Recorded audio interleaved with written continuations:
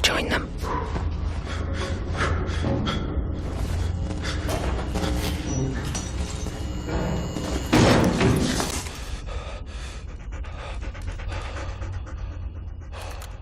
One time, stray dog. You've got the instinct. Now, get the training. Introducing the casino you love to hate, Mr. Q. The following program is recommended for those 16 and over, as it contains sporting violence, possible bad language, and flashing imagery.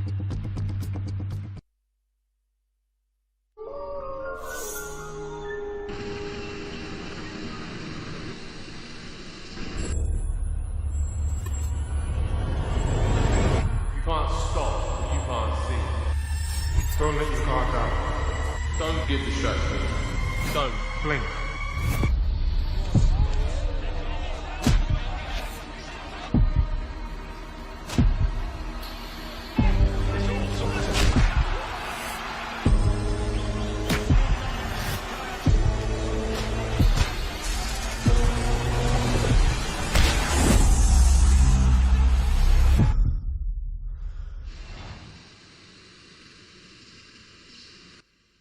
I told you, don't blink.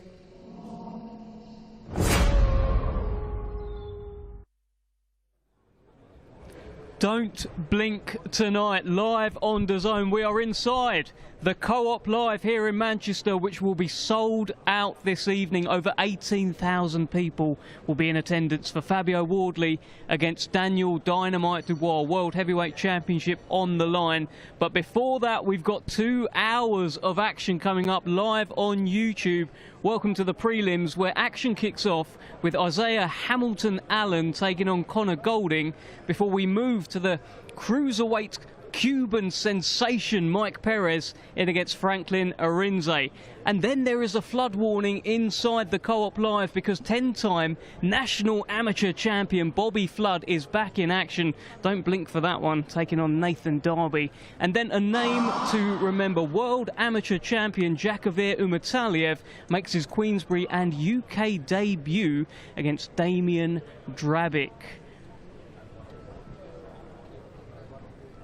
Well, we are inside the Co-op Live, and we are now hours away from that moment where in that ring behind me there, behind big man Michael Offo here, something crazy we think is going to happen.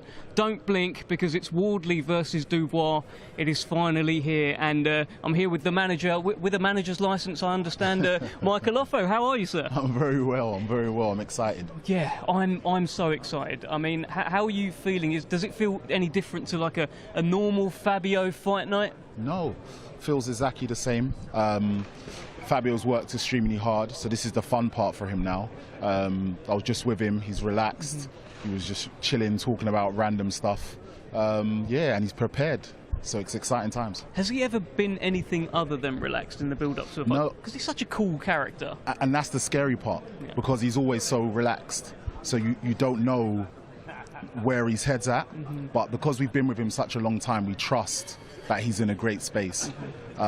So yeah, maybe 5-10 minutes before then you see a switch, and he almost becomes like he's a 6'9" man. Yeah. Very imposing figure, so it's exciting times. Yeah, we see that on his ring walk, which is going to be up there. He really soaks it in and he takes it in, and it will be sold out here tonight as well. So big congratulations, Platform Sport, a part of that as well, along with Queensbury Promotions. It's a big night, and the fact that over 18,000 people are here in the UK for a Brit versus Brit for the World Heavyweight title, it's a big statement, right? Yeah, it's an incredible time. It's a testament to Fabio for choosing Daniel Dubois. He didn't have to have this sort of fight, but these are the fights that he wants to be in. He wants to be in big British bust-ups. He wants to be in world championship fights that people are going to remember in 10, 15, 20 years' time. So the fact that there's 18,000 people, I think we could have filled out a stadium with this kind of fight.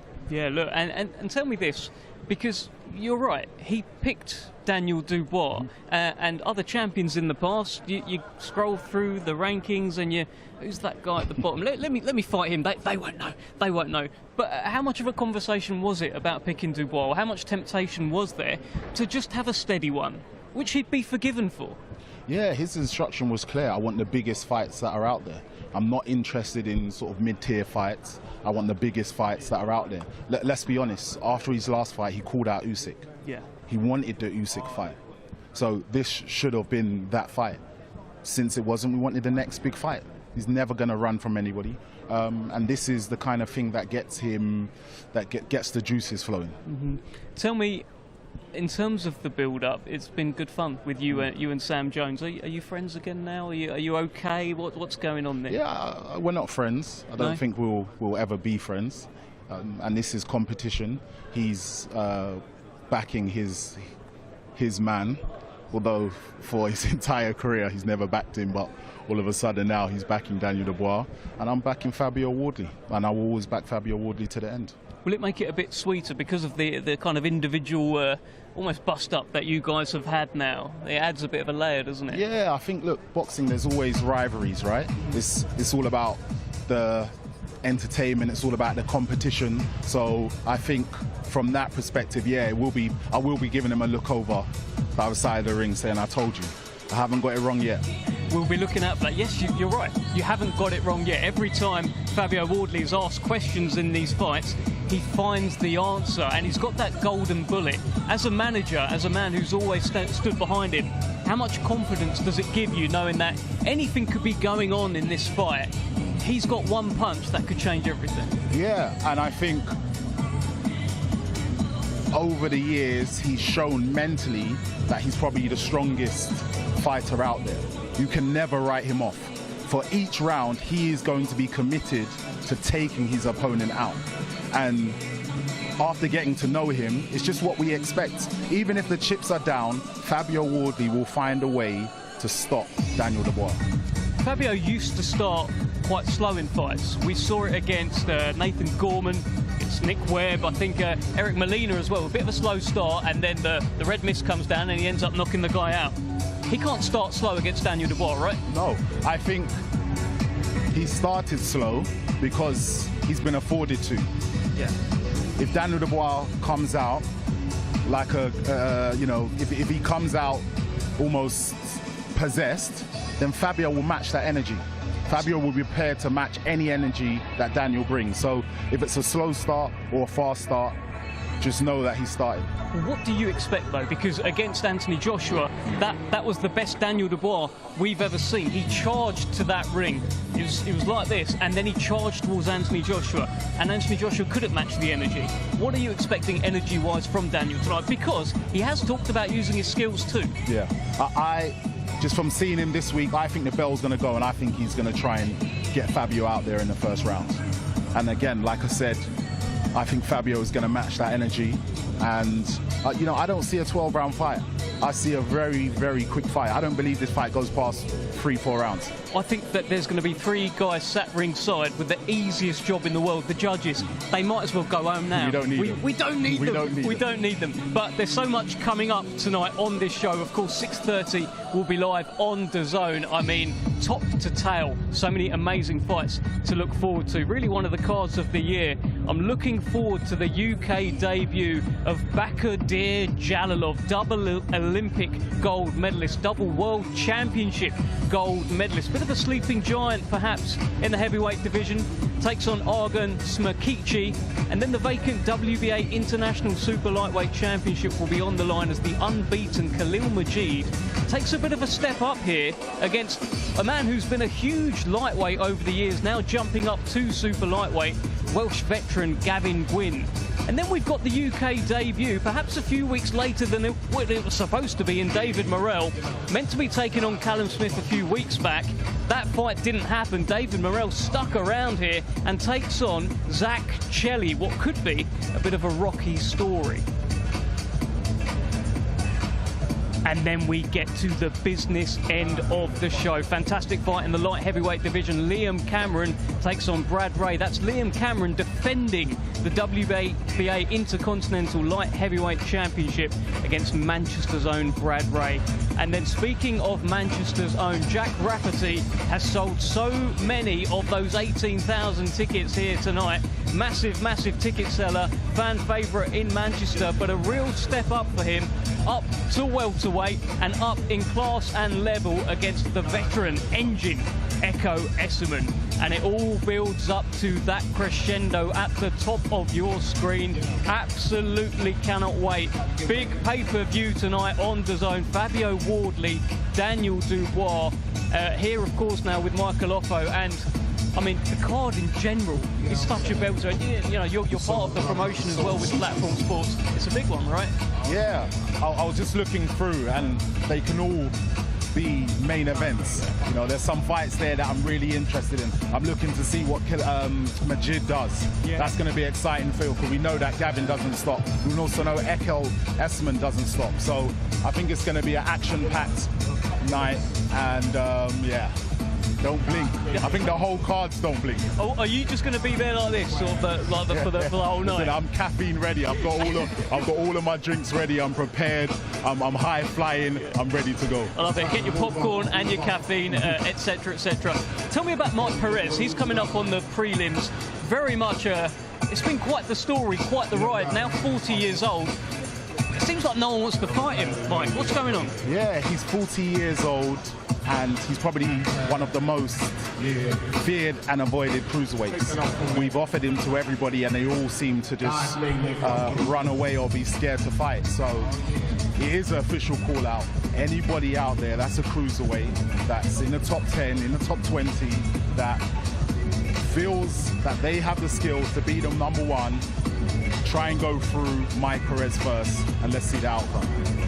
For me, that might put a bit of pressure on this now, because if he doesn't look great, labours to a points win, that kind of takes the sting out of everything you've just said there. But if he knocks him out, he can say, give me Alois, give me Pat Brown, all of these guys, if they want to move on, come and see me. But he needs to perform, right? He needs to perform, but also if you look at his resume, he's been performing for years. So if you're talking about these guys need to gain experience, there's no better person than to get experience from the veteran Mike Perez. Yeah. Mike Perez wants to fight Pat Brown. Mike Perez wants to fight Alois. This is boxing, where the fighters call the guys out, and if they are competitive enough, they should answer the call. So let's see if they answer the call. Yeah, no, it'll be good to see. Fantastic Mike Perez coming up on the prelims. There's other involvement from you guys. So Fabio Wardley co-manages a fighter or two fighters on this show? Well, Isaiah Hamilton. Again, he's another white-collar fighter. He's been motivated and seen what Fabio Wardley has done and wants to do it. They're both from the same hometown, Ipswich, right. And he's another hungry young lion that wants to do big things in boxing. So he's here to make a name for himself and put the division on blast. I love that. I spoke to Fabio about it a couple of weeks ago. He said he was going to get into this kind of managing side as well. That man just can't help but recruit people. He's recruiting. Even as a fighter, he's recruiting people as well. Recruitment. But this story, right, and we joke about it there. He was a recruitment consultant, a very successful one, I understand. How is he now world heavyweight champion? It's crazy, Mike. Commitment, hard work, and self-belief. And the self-belief that it took for him to get there is, I don't think we're ever going to see anything like that again. He's an amazing person, and he's an even better athlete. So I can't wait to see what he does tonight and going forward. Yeah, it feels like a kind of like a once-in-a-lifetime kind of story. Tell you what's been so odd, a stat that DAZN put out. Both of these guys, Fabio Wardley, Daniel Dubois, made their professional debut on the same night in 2017, and they've taken their path. Fate has brought these men together here tonight in the sold-out Co-op Live. Who would have thought, Mike, that on that night that they both made their debut, Fabio Wardley would be the unbeaten world champion defending against the guy who was the golden boy there in Daniel Dubois. What a story. The stars aligned. The stars aligned. And I think the difference is every fight, Fabio, he was committed to success. There was never a moment when he decided to quit or to go a different direction. There was always one path.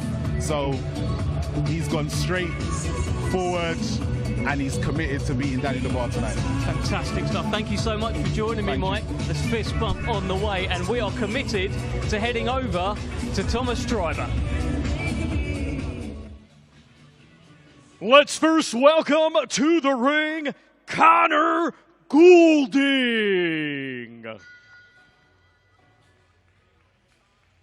Well, good evening and welcome to Manchester. Welcome to the Co-op Live for a fantastic night of boxing. And this is bout one on a stacked card. And a man making his way to the ring through those ropes is Liverpool's Connor Goulding.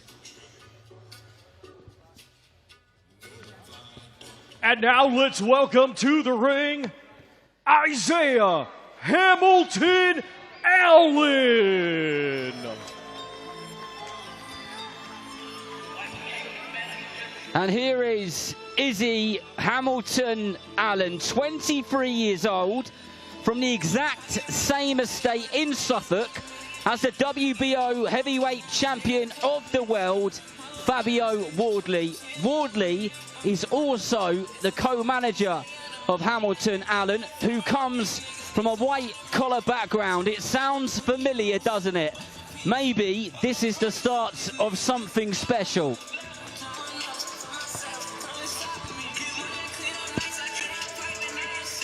Ladies and gentlemen, welcome to Don't Blink. It's World Championship Boxing from Co-op Live in Manchester, England.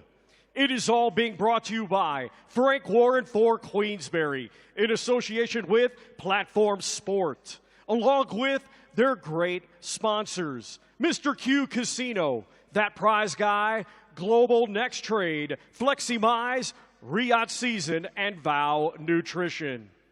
We get things started with 4 rounds scheduled in the super welterweight division. When the bell rings, the referee in charge and scoring the contest will be Howard Foster. Introducing first, fighting out of the red corner, he comes to the ring wearing black with red and weighed in officially at 157.1 pounds. Coming to us from Liverpool, England, he brings a professional record of 6 wins and 10 defeats. Ladies and gentlemen, please welcome Connor Goulding.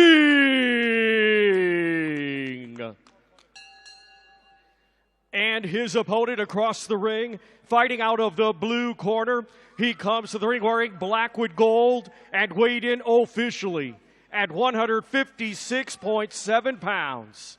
Hailing from Ipswich, England, he is undefeated with 1 victory. Ladies and gentlemen, here is Isaiah Hamilton Allen.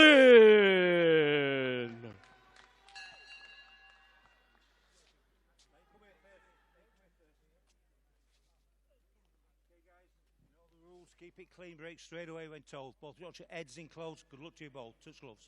Good luck, lad.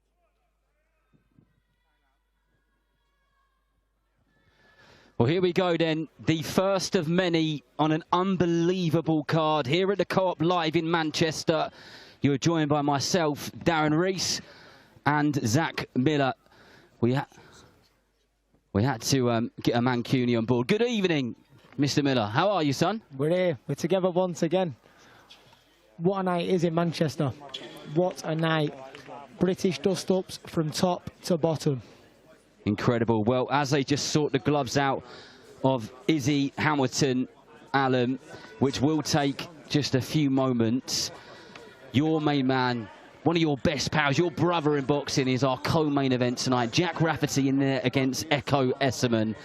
That has got all the ingredients, Zach, to be the fight of the night, hasn't it? You know, when, of course, away from Fabio Wardley versus Daniel Dubois, of course. Yeah, what a fight that's going to be. And to be a part of it in the camp with Jack and to be here tonight, ringside, it's going to be very, very special. But what a card we've got from top to bottom. Incredible. Unbelievable, Darren. It's easily the best card of the year, in my opinion. It is. That's exactly what I called it. But this is what we've got coming up on the prelims this evening, or this afternoon, if you like. You've probably still got the old kettle on.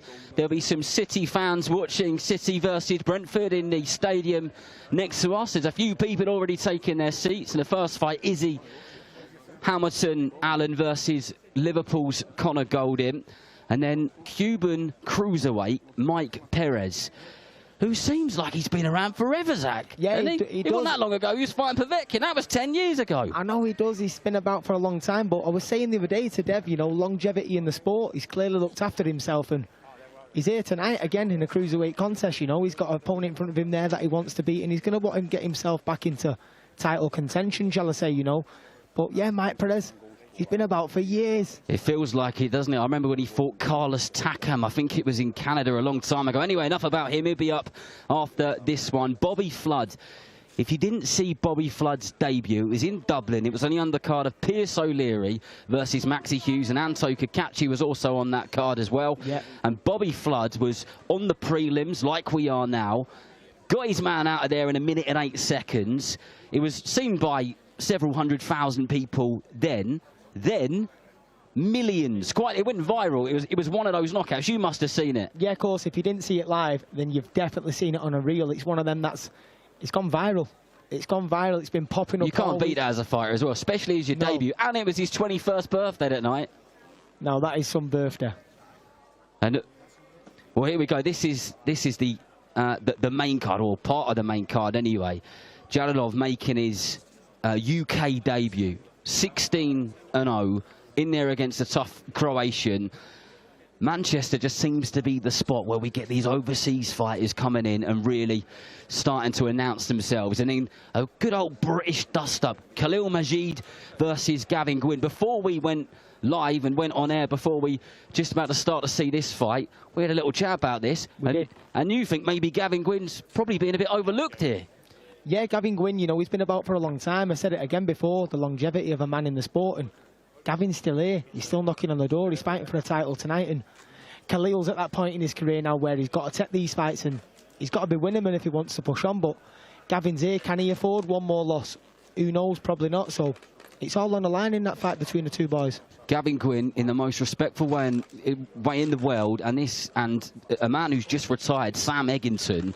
He reminds me of a bit of a Sam Eggington. It's not just the tattoos. He's involved in some proper scraps, and he's always good fun and entertaining. And of course, next up, it will be David Morrell, who was meant to fight Callum Smith in Liverpool. That fight fell through. A couple of weeks later, Uncle Frank's got him here at the Manchester Co-op Live, and he's going to be in there against Zach Chelly. First of all, tip of the hat to Zach Chelly, because that isn't an easy night's work, is it? It's not an easy night's work, and it shows how ready the man is. He must be in tip-top shape all the time and ready to go. He's fighting him at a drop of a hat, and he's not fighting anybody. He's fighting David Morrell. It's a very, very tough task. Seriously tough task.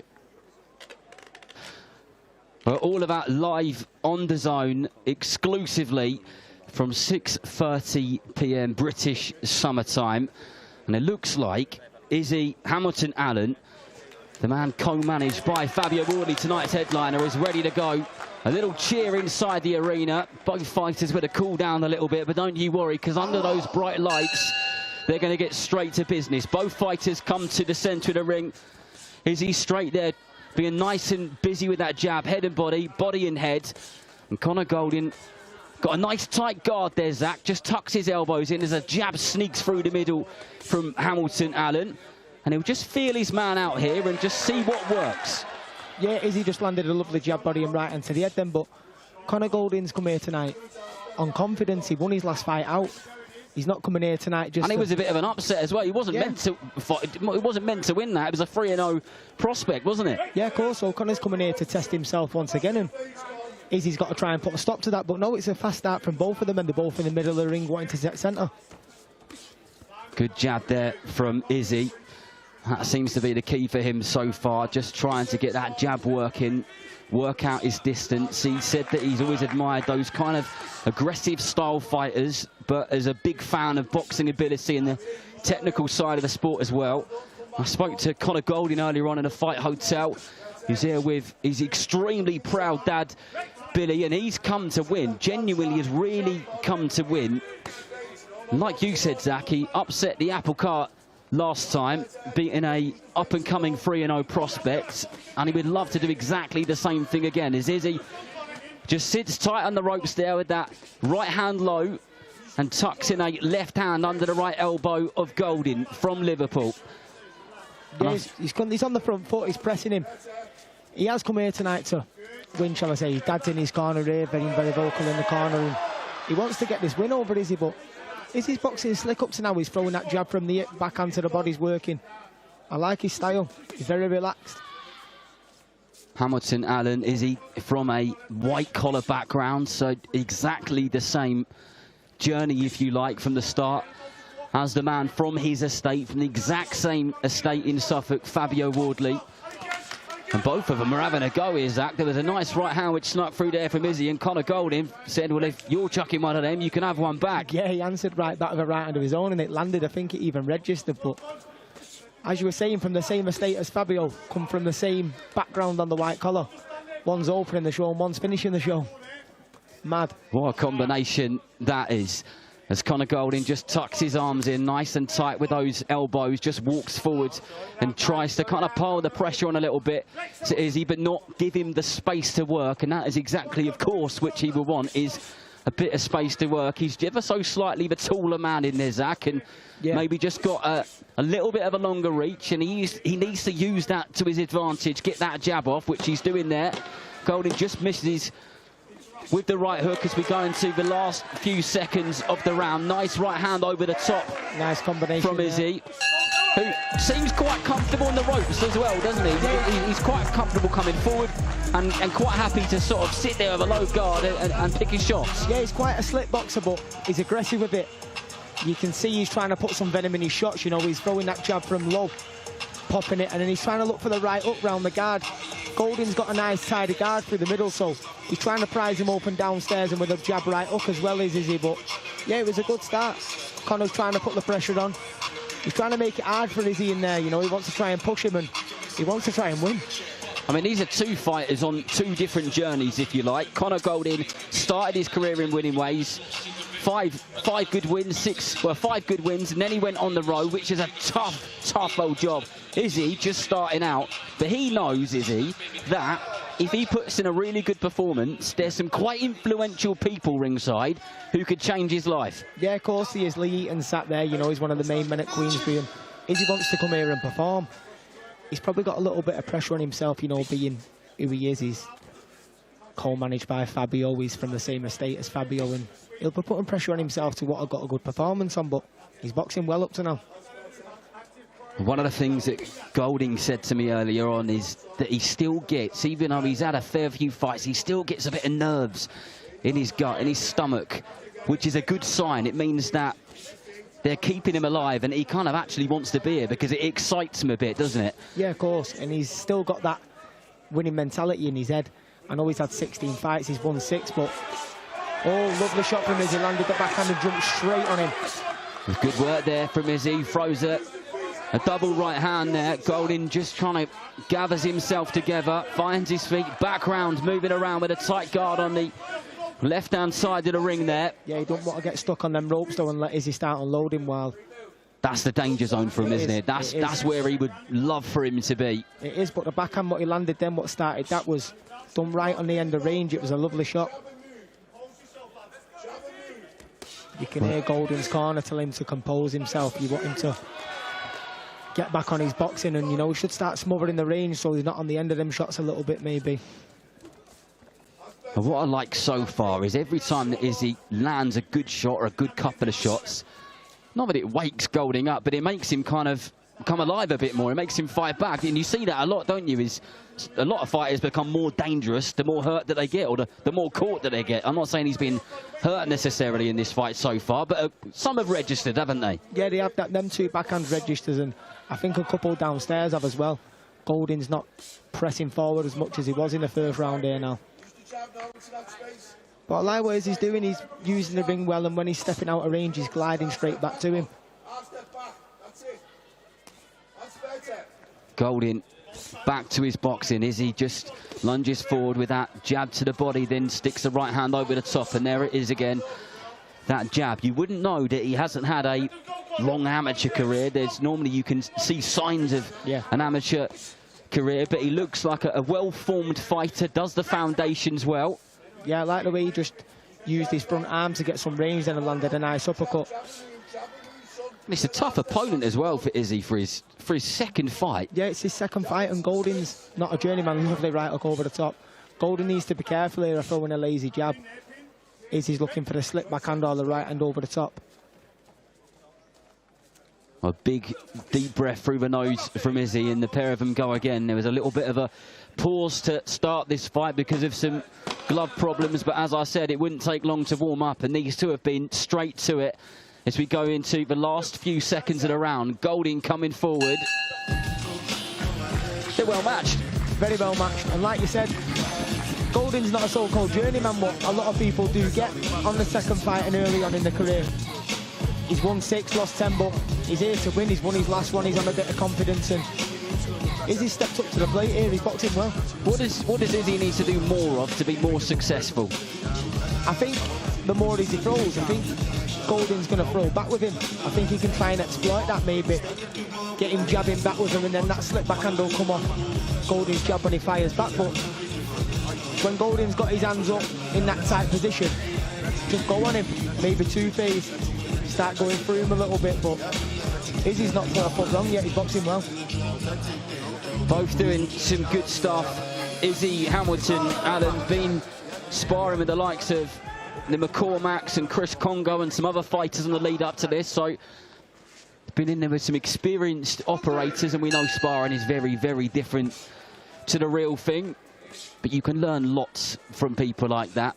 Both Chris Congo and the McCormack brothers, been there, done it, got the t-shirt, especially on the amateur side of the game. So I spoke to Fabio Wardley actually earlier on this week, and he said that Izzy's a student of the game. He's got the right mentality, and he's a sponge. He wants to learn, and that is the attitude that you want, and that is the attitude that you need, Zach, isn't it, if you're going to go far in this business, because it's a tough old business. It is. You've got to take what you can from everybody, and even being around Fabio this fight week, he's learning the tricks of the trade. He's learning how to keep yourself composed all week with the media, the open workouts, even stuff like that. But in the gym, he'll be watching. He'll be watching and learning all the time, and this is a very, very good fight for him. I think it's a very well-matched one. Golding giving Izzy so much to think about. He's not giving him those opportunities, those breaks where he thinks, right, what I'm going to do now is I'm going to try this, I'm going to try that. He's constantly on his case, non-stop, putting the pressure on. And look, if he's not tying him up, then he's chucking something upstairs. And if he's not doing that, then he's sinking in the shots to the body, which is making Izzy have to think about his work, isn't it? Yeah, it is, and Golding's up the pace here this round, hasn't he, Darren? And it's making Izzy have to work a little bit harder. So far, for me, this is a Golding round. He's really piling on the pressure here. Yeah, he's backing him up to the ropes, doing a little flurry, you know. They might not be landing, but he's working hard. But that was good from Izzy. As we go into the last 1 minute 15, 1 minute 20 seconds. Like to see Izzy try and time one through the middle, you know, when Golding's flurrying the shots, just land a better one. Golding corner shouting for Connor to slip those shots. I guess they want him to try and counter with that right hand, because the jab of Izzy's is good. And if he can slip that and come back and bounce off with a right hand of his own, he might get through with it. And both of them throw a right hook and simultaneously just duck underneath them. Connor's working really hard here, and it's working this round. You know, we've got 45 seconds left, but he's really, really pushed the pace. Izzy can't seem to keep him off. I guess this is going to come down to a bit of fitness as well, isn't it? Because he's really working at a high tempo, is Golding. But this is good defensive work on the ropes there from Izzy. Yeah, I like the way he just come back and answer back. He needs to keep answering back, or as he should step back now and hold him up. Feint there, feint. Should have held him up. Good right hand round the left-hand side from Izzy. Little touch jab and sunk in a short little right hook, which worked well as we go into the last few seconds again. And this round is just keeps coming forward, doesn't he, I was going to say, Golding finished that round in exactly the same way which he started it, didn't he? He must be fit to be working at that tempo for that long. Yeah, and now he's had a good round and he's going into the last round. He's going to be confident now, isn't he? He is. He'll grow in confidence. He can see the finish line, and he's just had a good round, so I expect him to do exactly the same. I'd like to see Izzy just keep him off a little bit more with the feints, hold him up, stab that body, and let his hands go from the middle of the ring instead of backing up as such. What I can't work out, as a non-fighter, asking you as the fighter, is Izzy's good with his jab, but it's not doing enough to keep Goldin away. Does he need to double it up? What does he need to do to try and keep him at bay? Yeah, he needs to keep more of it, keep it pumping out. He needs to feint jab. Just more persistent with it. Yeah, just more persistent, and then instead of stepping back, maybe step to the side, jab, step over 1-2, keep him off like that. Because he's on him like a rash. Here we are, last round. And by the way, nobody has won a round really clearly for me. Like, all the rounds, I wouldn't really want to be the referee scoring it, to be honest. No, it's a tough one, especially over the 4 rounds. I think we should have another 2 on. Well, I'll have a chat with Howard Foster, see if we can make that happen. Is he trying to land the backhand there as Goldin's coming forward, but he's trying to put that pressure on again here, Conor. You hit the nail on the head earlier, Zach. Conor Goldin isn't your classic journeyman away corner fighter. Yes, he's been standing in the away corner in recent times, but he looks like he comes to win every single time. How many times have me and you have called fights ringside and it's the complete opposite? Yeah. It's refreshing, isn't it? It is. It's very good to see. And you know by the corner, they're giving him instructions, they're pushing him on to win. They've not just brought him here tonight to turn up. Nice 2 classy shots there from Izzy. It was a beautiful shot to the body when their left hook and then come over the top with that right hand. But Goldin, again, marching, like runs it in to the centre of the ring. But is he quite happy there on the ropes? He'll have that right hand low. That was a nice turn there as he does some good work. And it's down to Conor to get himself out of that danger zone now as he just kind of grabs hold of the left arm of Izzy on the blind side of the referee. Oldest trick in the book. But a good trick to have up your sleeve. Yeah, and Conor's found himself in a good position here. He's backed him back up to the ropes, but that was a lovely lean back backhand from Izzy.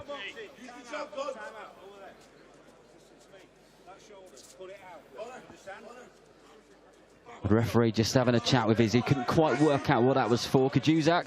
No, didn't really get it. Looked like it might have been something to do with holding, not sure. But anyway, here we go again. You can hear the corner pushing Conor on here. Last minute they're shouting. And I think they sense that he may well. There's a possibility that he'll get the nod here.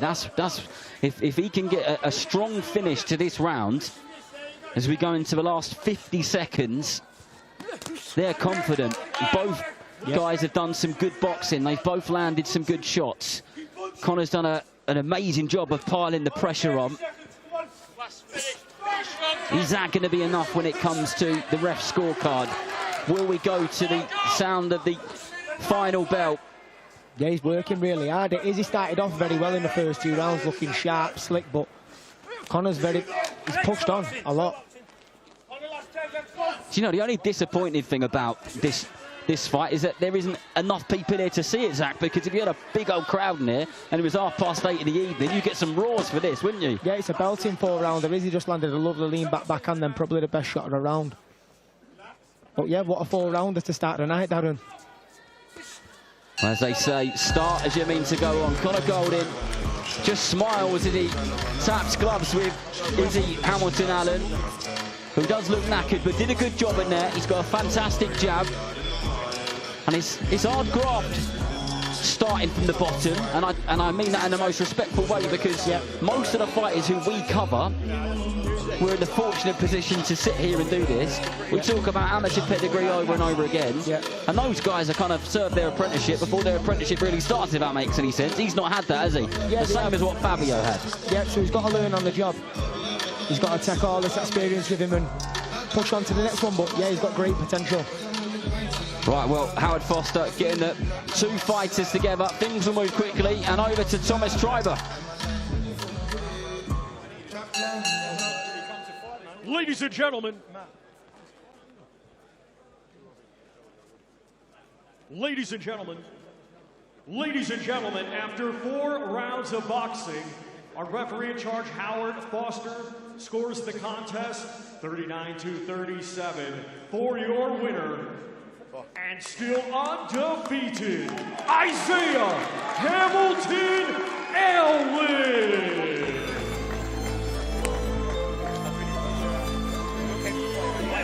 But well done to Izzy Hamilton, Alan, the man from Suffolk. He's the man.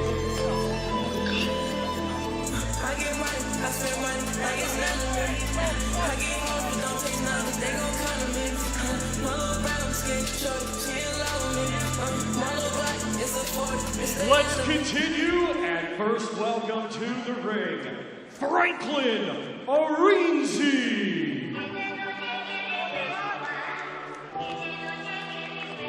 Well, the action will be non-stop this evening before the previous fighters have left the ring.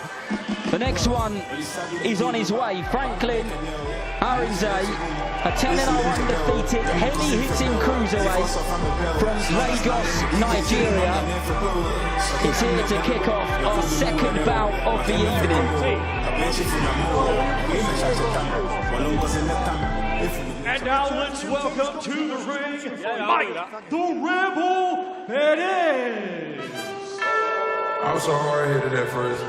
Well, we said it earlier on, it feels like this man has been around for a long time and operating at the very top level for a very long time as well. Cuban cruiserweight, former heavyweight, Mike Perez.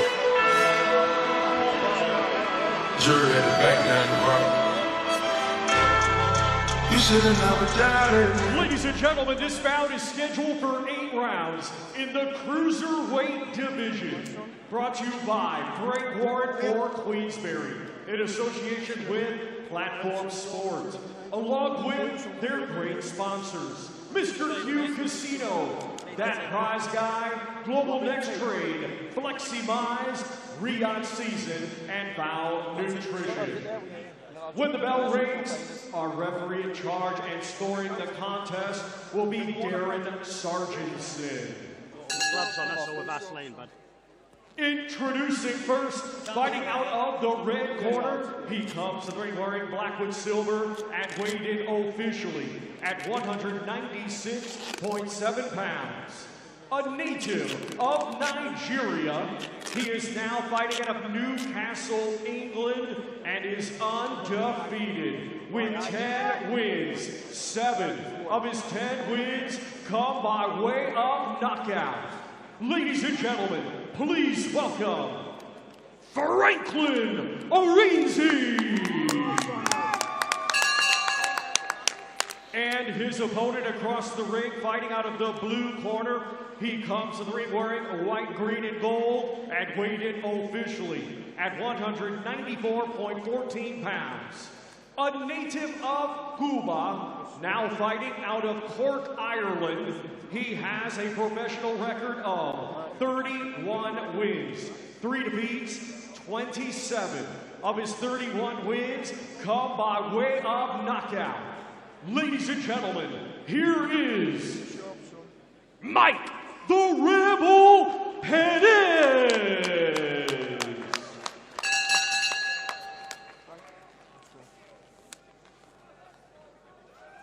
Fellas, both know the rules. Keep it clean. Nothing low. Watch your head. When I say break, take a step back.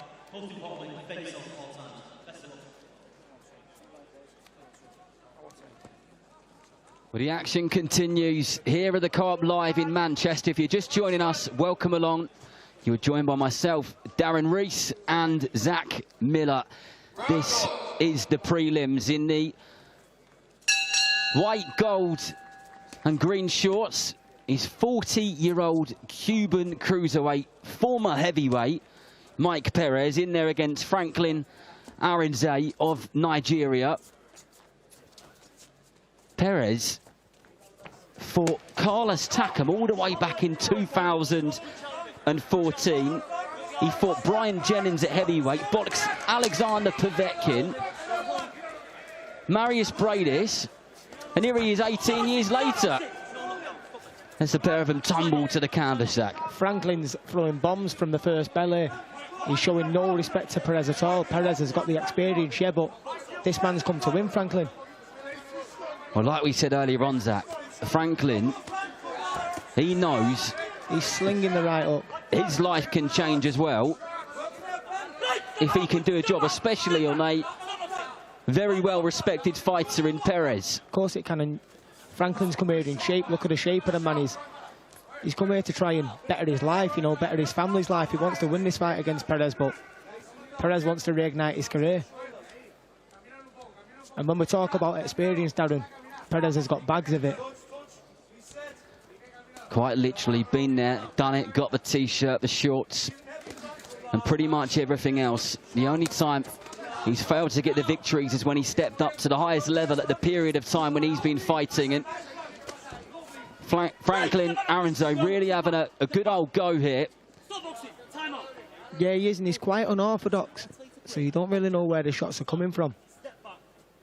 Darren Sargent's having a word with him.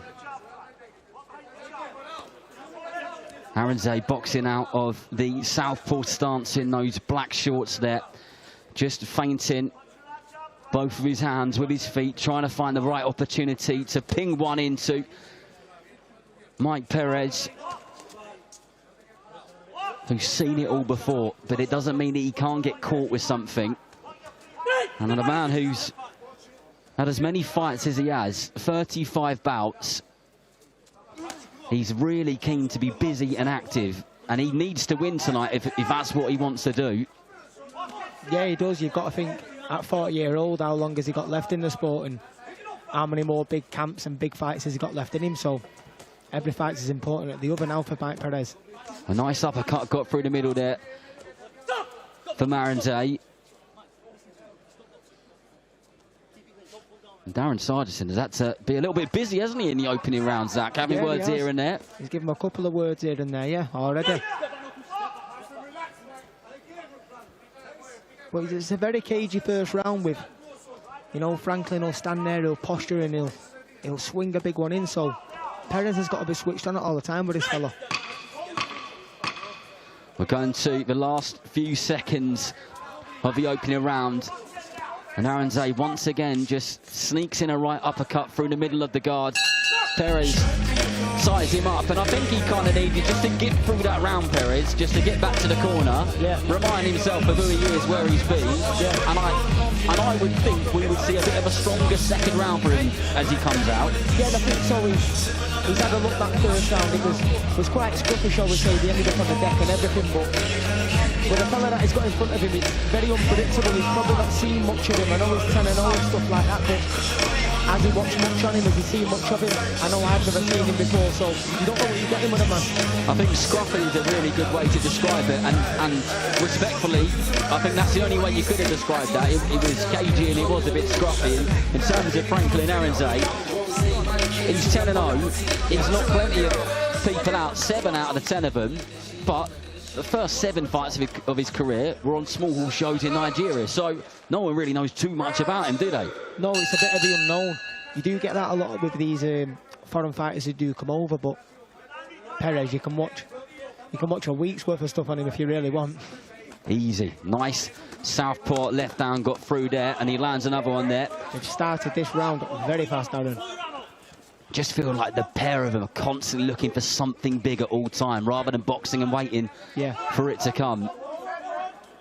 For me, they're both boxing exactly the same fight, Zach. Yeah, they're both charging up and they're both throwing at the same time. Sort of cancelling potential of a really bad head clash then. Well, the last thing we need is a nasty cut. Let's hope for none of that. No one wants one of them.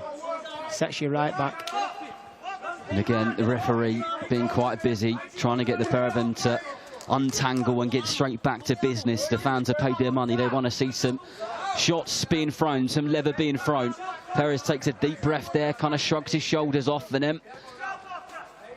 Franklin comes through with the southpaw jab again. Perez back with the left hand, but he gets caught there, Zach, and the left foot of his just kind of twinged a tiny little bit there, which means that it kind of got through and landed all the way at his toes. Yeah, he's done it a couple of times, Perez.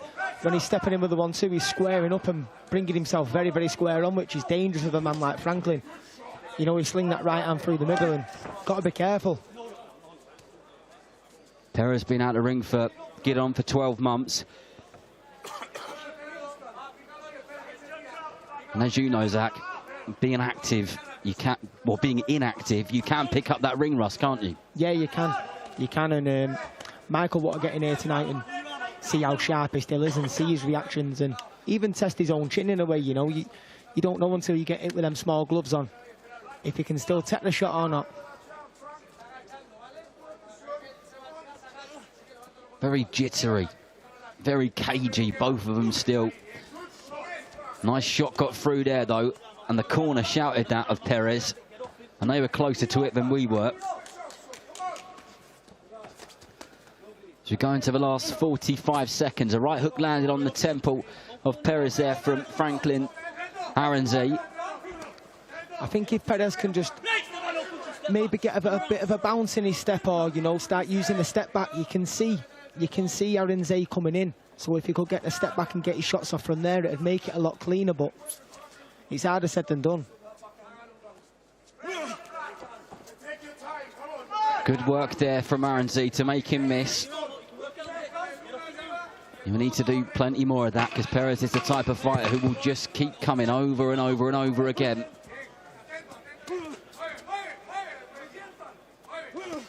And again, Zach, I think we've got another fight in our hands where it's relatively tough to score the rounds. It's hard because, you know, we're looking at Perez here now, he's 40 years old, the experience he's got is unbelievable, but what has he got left? And Aronzi's come over here, telling him what defeated. He's got that winning mentality again, Darren. He's going to want to come in here, and like we said earlier, he's going to want to bet himself. He wants to win this fight and get back on the big stage again and again and again. So it's one of them fights where it's pretty evenly matched, and the way they both fight in this fight, they're cancelling each other out. I'd like to see Perez just clean it up a little bit and try and get his boxing together. Well, when that bell sounds, you're talking about experience. It'll be the 167th time that Mike Perez has heard the sound of the opening bell. And that tells you the kind of experience that that man has got. The last time we saw him on a Queensbury card was when he stopped Stephen Ward at Portman Road, Ipswich Stadium. The lightning was in the air, the rain came lashing down, and that was a night that Fabio Wardley landed a right hand from the gods, which put Justin Hooney on the canvas and won him the fight, which is a big reason why we're here today, because, of course, he headlines tonight defending his WBO Heavyweight Championship of the World against Dynamite Daniel Dubois. What a cracker that's going to be. Live and exclusive globally from 6:30 only on DAZN. What a fight that is, Darren. And I said it earlier this week, and they couldn't have named the show any better, could they? Don't blink. The tagline is fantastic, they couldn't isn't have it? named it any better. I'd like to take the credit for it, but I've got absolutely nothing to do with it. I'll just say it was my idea. We'll run with that. We'll run with that. As Franklin just trying to sink in those right hands there, and he does get through with one of them. And my goodness, this is a messy fight, Zach Miller. It is. It's very messy, you know. Not a lot's landing clean. They're partially blocking a lot of the shots, but when you've got two fellas that big in there, listen, partially blocking the shot, it's still a rock hard one. I've got to be honest, before the opening bell sounded, I wasn't sure. I thought we were going to have a bit of an explosive 1 or 2 rounder here and it would be done and dusted, but this, at the moment, has got all the ingredients to be one of these kind of every round very similar, very much the same. And yeah, we go the whole 8 rounds. Yeah, it's all the same pace, it's the same stuff, but I think might end up getting 8 rounds of it here. And we've got a bit of darts royalty there, Darren, at ringside. Young Luke Littler there. Oh yeah, Luke the Nuke has taken his seat. Of course, he won the Premier League on Thursday night, doing well in the darts, is the world #1. But we're not here to talk darts now, Dazza. That's what Zach Miller's thinking. We're here to talk boxing. Both sinking. It's like a body spar this second half of this round. They're just sinking the shots into the body. They could spar in a phone box, these two, couldn't they? Fight in a phone box and just do milling. That's what it seems to be like. Would you fancy yourself for a bit of milling with him, Darren? February 31st, I'm free.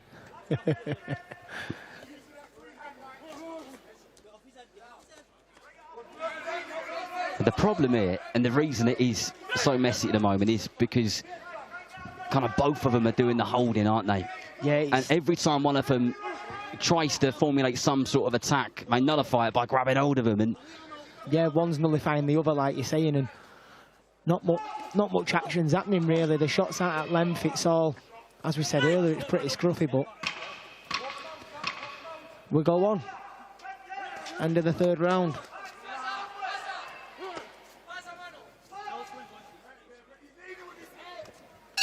So I went quiet there at the end of that round, Zach, because I was thinking to myself, we don't normally actually see Mike Perez fighting this way. No. It feels like he's been dragged in and he's being made to fight this way. Normally, he don't mind fighting in the pocket, but normally he quite likes his straight shots. He's got that Cuban style, bouncing on his feet, a bit of the old amateur style. We're seeing none of that. No, like I said earlier, I'd like to see a bit of a spring in his step, you know, get up on his toes and get the jab popping and getting that Cuban flow. That's what I want to see.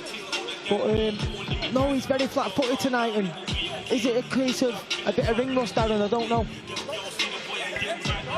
Yeah, not the normal, usual performance from Perez so far, but we got to take a hat off to Franklin Aranze, who was pretty much unheard of. All we saw was a record 10-0, 7 knockouts, heavy-hitting cruiserweight. Fantastic opponent to put in front of him, but he's holding his own. And he's up and off that stool before Mike Perez is. As we go into the 4th round in this 8-round cruiserweight contest.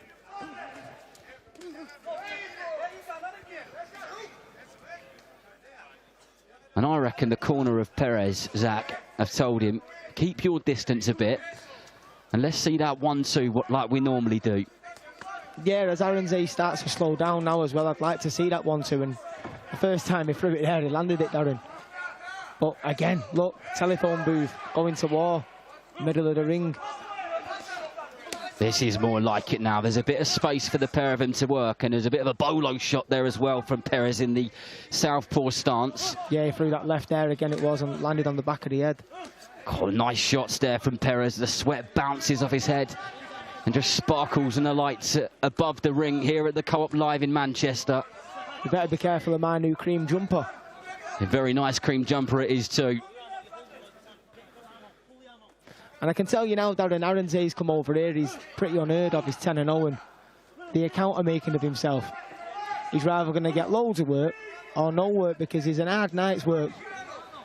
That's it, he doesn't strike quite the right balance. No. He's making a good account of himself, but who's going to want to fight the man? And a hard night's work is exactly the sentence to use, because he is. He doesn't just kind of walk forward and put the pressure on you and take your attacks away from you. He's also formulating his own attacks as well, and they're heavy. He kind of digs his toes into the canvas and lets his shots go, like he did with that uppercut. He chucked his hips into that, didn't he? And there it is again. That one missed. He come from Australia, that. He digged it from down under, didn't he? Did you see it? That was a good one. It was rather hitting Mike, or it was hitting the lights. He's got lines for days, this man. Nice straight left down there from Perez in the centre of the ring. As Aranze was just trying to grab hold of him again. Unsuccessful that time round. Lead hook again. There's the it was a short left hook. Yeah, landed clean. But as we said, Darren, it's all done close. I'd like to see some bit of boxing at range.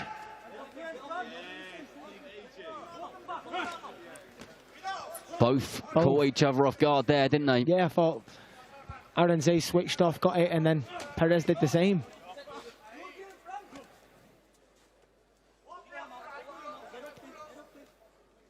Referee Darren Sargentson constantly tapping one of them on the arm to say, come on, guys, break it up. You need to get to work here.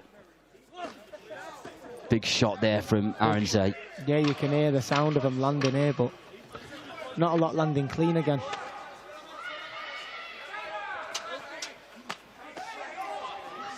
And we are back to the middle. It's like, I'll give you one and you give me one back, innit? It is very much that. I can't quite work out, looking at Franklin Aranze, if he's knackered or not. He kind of walked back to the corner there, very cool, like you enter in the arena. But he wasn't like, you know, mouth wide open, deep breath or anything like that. No, rather, he's got a mega poker face, or he's fit as a fiddle. It's one or the other, but he seems to be relaxed in the corner. So does Perez. Be quite interested to hear what they're saying in that Perez corner, and whether they're saying all the right things, but he's not able to kind of pull that off tonight, or if they want him to be standing there and trading. I can't imagine they do. No, I can imagine that they want him to get on his boxing.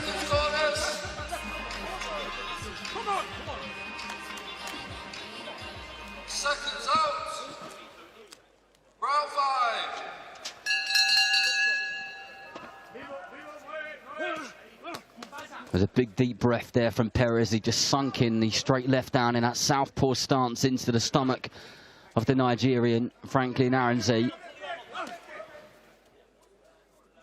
he tends to start these rounds really strong, but then gets trapped into the close, in-tight fighting style from Franklin, who just threw a right hand from the gods there. Yeah, he did. And Perez would be glad that one missed. And now they're back tied up again. I'd like to see him just try and keep that distance. I don't seem to have seen a jab thrown yet from Perez. I'd like to see him get that southpaw jab going and see what comes off that, but it just seems to be very the same, done it, Darren, each round now. I sometimes say this, that this is one of those fights where you could show somebody 2 or 3 different rounds and tell them it was exactly the same round and they believe you. Yeah. You don't get that often, but it's definitely one of them. Yeah, I know exactly what you mean. Aronze just landed a nice uppercut to the body and a right hook to the head, but yet again, the space gets closed and they end up tied up.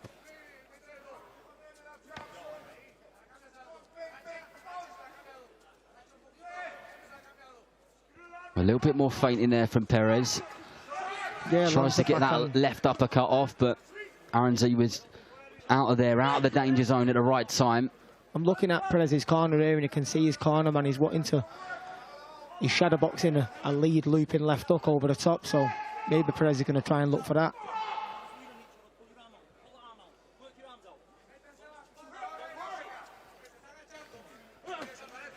This one into the body. Yeah, he sunk that one in, didn't he? Yeah, right into the middle. Put some effort into it as well. You could tell by the exhale of breath as he threw it from the Cuban. Aronze just walks in back to the corner now, and they get broke at the ropes.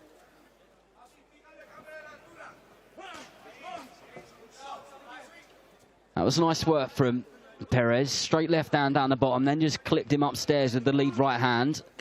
But nothing followed. He gets caught with a right hand from Aronze, but straight back to business. Aronze's caught him with a few of those. Yeah, but has he capitalised on it enough? I don't think he has. No, I don't think he has, but I think it's due to Perez's mistake. He's landing his own shots and then maybe switching off a little bit, and that's allowing Aronze to come back with his own shots.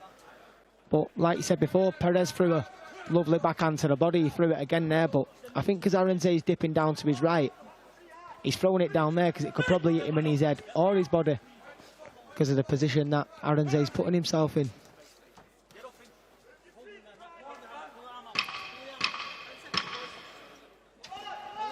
If I had a pound for every time Darren Sargentson said, get off of him or break, yeah, I'd be a very rich man. Well, very much more of the same. But it could be one of those fights, Zach, where just someone lands something out of nowhere. How often you see that quite often, don't you? Yeah, you do. This is more of the same, more of the same, more of the same. People start switching off, and then you go, blimey, where did that come from? Yeah. I think we need something like that to liven this one up a little bit. Yeah, not all fights will be brilliant, not all styles will match. And it's not a terrible fight, but it hasn't necessarily caught light at all, is it? No, it's not, Darren, but I tell you what, we're early in the night, and what a night of boxing we've got in front of us. We're on the second fight, Darren. That's it. Some card we have got.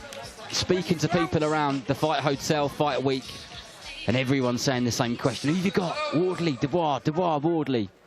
No one can call it. Nobody can call it. No. That fence is full. There are a lot of people sitting on it, me included. And me.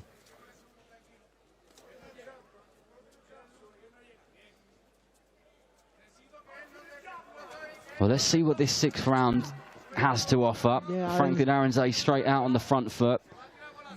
My guess is it won't take too long for the pair of them to be tangled up again, but we'll soon find out. Yeah, he's come out on the front foot, and he's cleverer than what you think. He's moving to his left away from Perez's backhand when he is going on the front foot.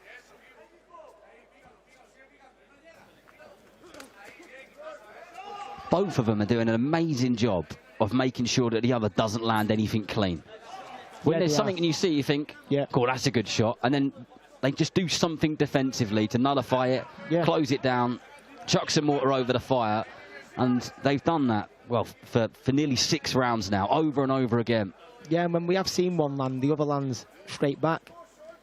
So, like you say, it has been an hard one to score.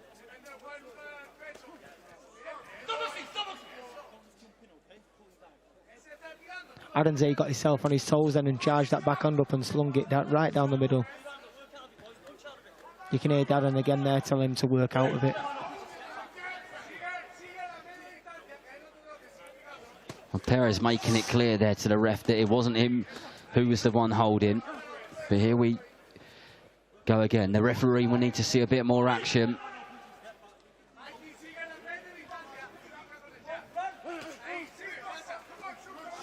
I tell you what, there's some thud in that backhand when Perez throws it down the middle. You can really hear it, can't you? You can, yeah. Even them shots there, Darren, you know, when they're manoeuvring each other about and they're firing one through the middle to the body, they're solid shots. And with guys this size, they're bound to hurt each other.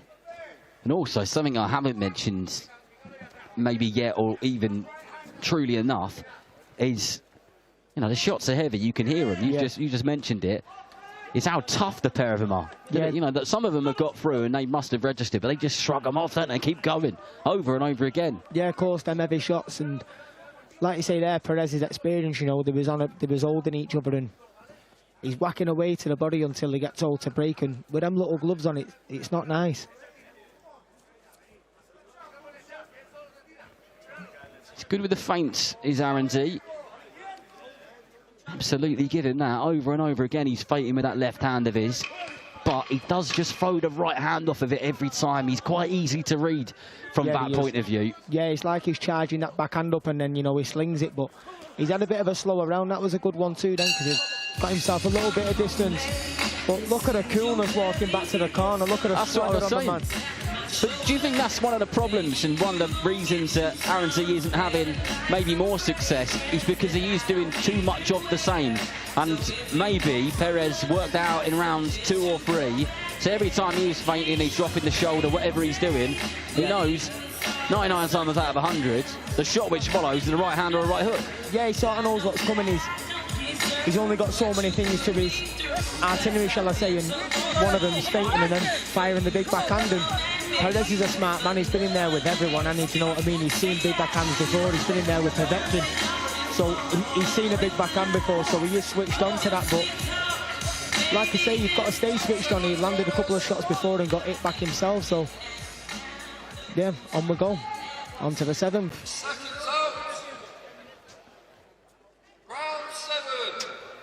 And let's see if we start to see some urgency from either fighter. As I mentioned a couple of rounds ago,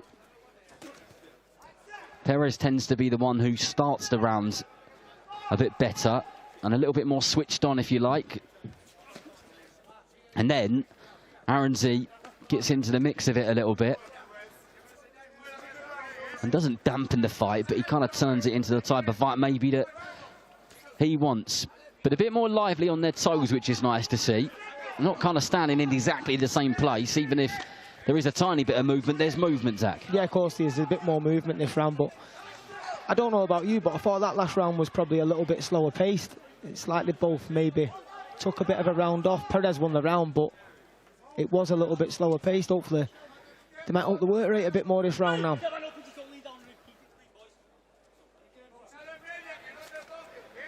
It was definitely a slower round last time, and we've already seen a slight increase in tempo here. Yep.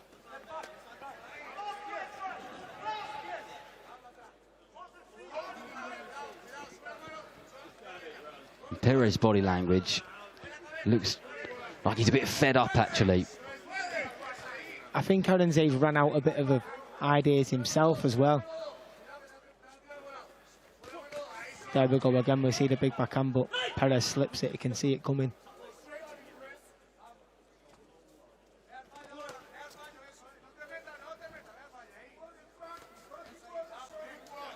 Well, a bit more of a combo there from Perez, who gets tied up once again. Goodness knows how many times that's happened, but to be fair, it doesn't take too long for them to get back to the action.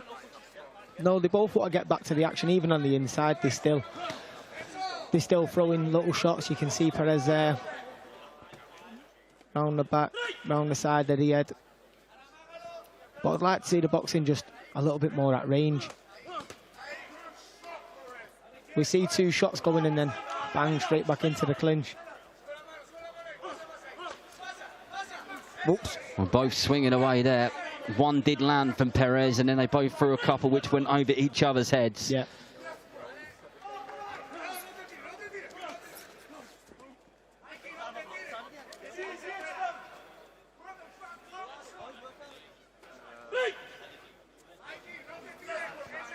I'll tell you whose arms will be aching tomorrow, Zach. Not yours. Yeah, you beat me to it. Did you see the strength of the man then? Got triceps like Arnie.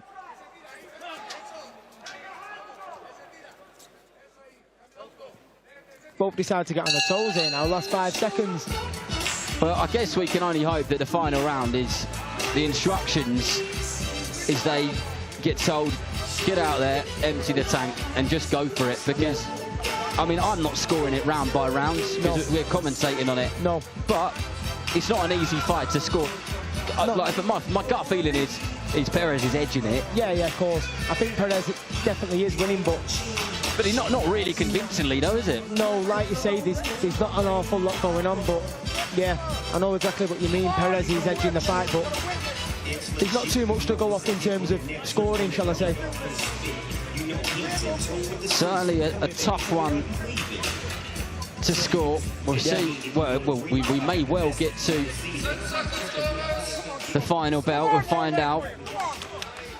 But let's hope that they both go for it now.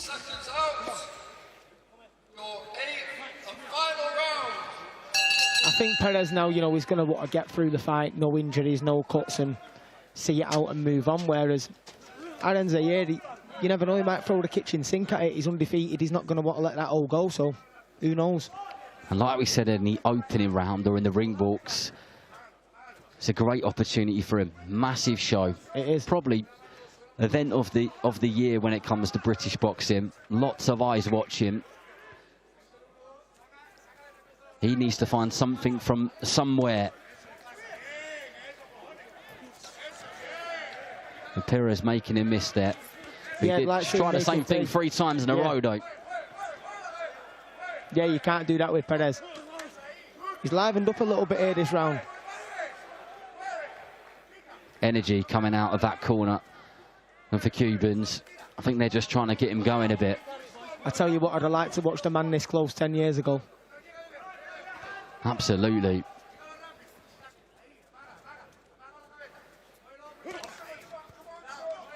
That was quite nice there from Arenze. Yeah, he timed him with a jab, didn't he? And just stepped off the opposite direction, made him miss, and then changed the angle. You can just hear the lever exchange from ringside sometimes. You don't know where the shots landed. You can't even see it, but you can hear it.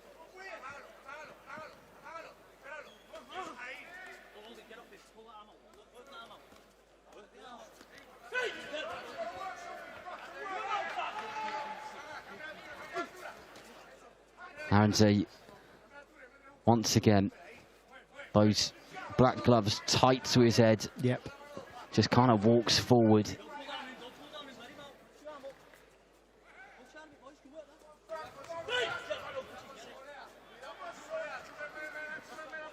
I don't think anyone's landed a clean 1-2, have they? Don't think they have. It's just been a lot of the cuffing shots, hasn't it, Darren? You know, on the inside, a couple of body shots, and that's been about it. But I tell you what, there's been some leather thrown.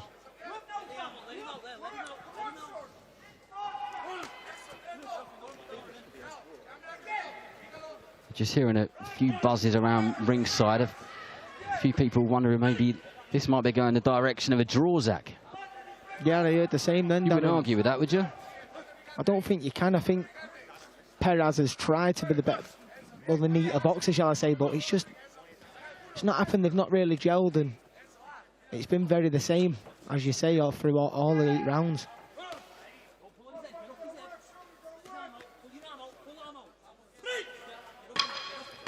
The last few seconds of a fight which has not caught fire at all. The opening, few moments of the opening round.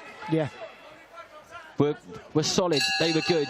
But the rest of it which followed, I mean, Perez looked a little bit frustrated there as he touched gloves with Franklin Aronzi and returns to his corner. It's not the type of fight that he wanted to return to with 12 months out of the ring.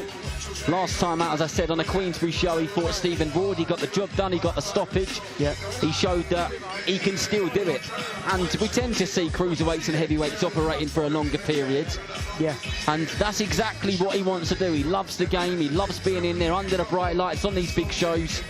We heard his manager, Michael, earlier on speaking with Dev, saying he wants to be in there, he wants to be about. And I guess he hopes that there will be more opportunities to come. It's going to be interesting, Zach, to see how this one is scored, but Thomas Stryber has the scorecard. So, when Aronzi joins him, it'll be over to him.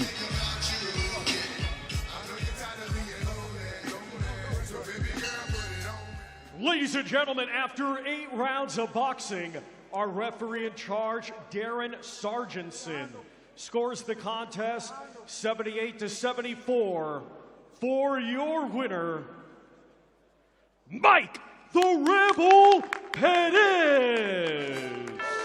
I was so hard-headed at first. My grandmother didn't even believe Well done to Mike Perez, who gets a decision.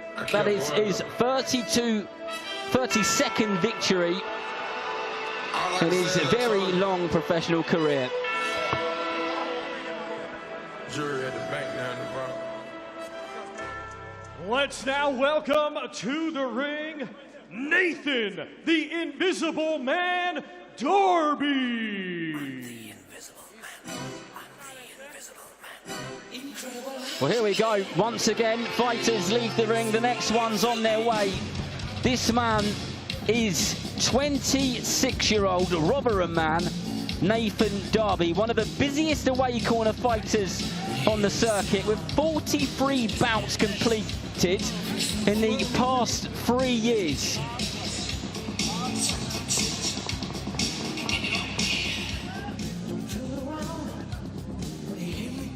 And now let's welcome to the ring, Bobby Flash Flood.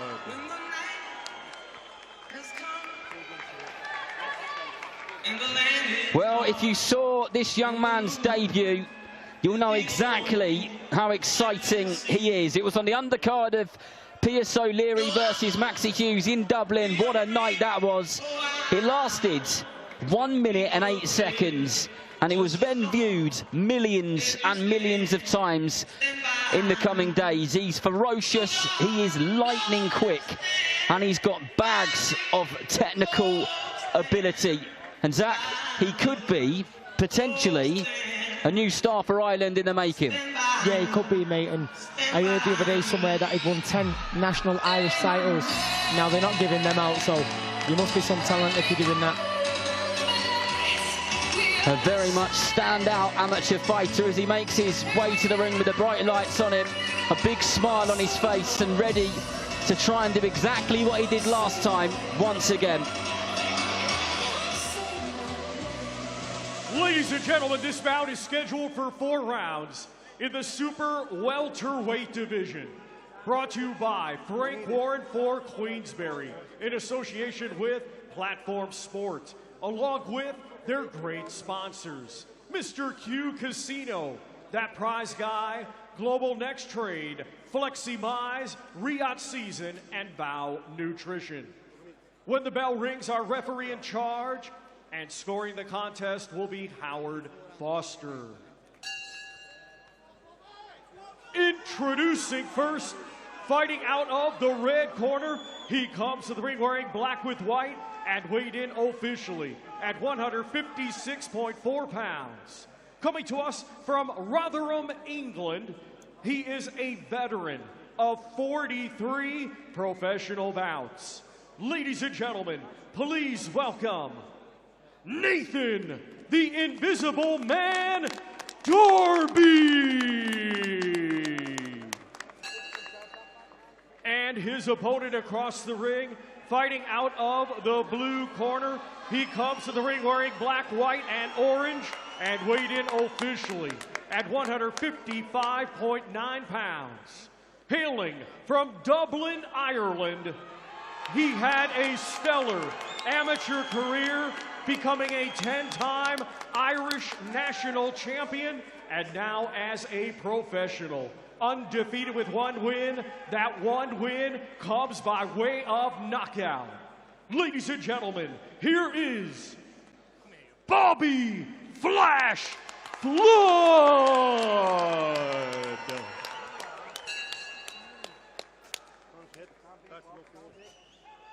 Okay, guys, you know the rules. Keep it clean, break straight away when told. Both watch your heads in close. Good luck to you both. Touch gloves. Good luck, lads.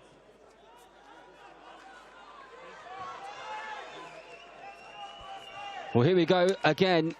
Quick turnaround for Bobby Flood. Fight number 2 for him in the professional side of the game. He's straight out on that front foot, exactly the same way he opened his debut in there against a very experienced away corner fighter in Nathan Darby, who has 37 defeats on his record, but only 1 person has managed to get him out of there.